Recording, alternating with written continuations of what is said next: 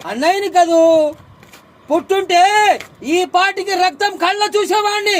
నోర్మోయ్, చిన్న పిల్లవి. పెద్ద ఆలోచన చేస్తే పెద్దవాళ్ళు చిన్న ఆలోచన చేయాల్సి ఉంటుంది. బోధపడలే, లేచిపోదామని ఆలోచన చేస్తే నిన్ను వాణ్ణి కలిపి లేపేస్తా.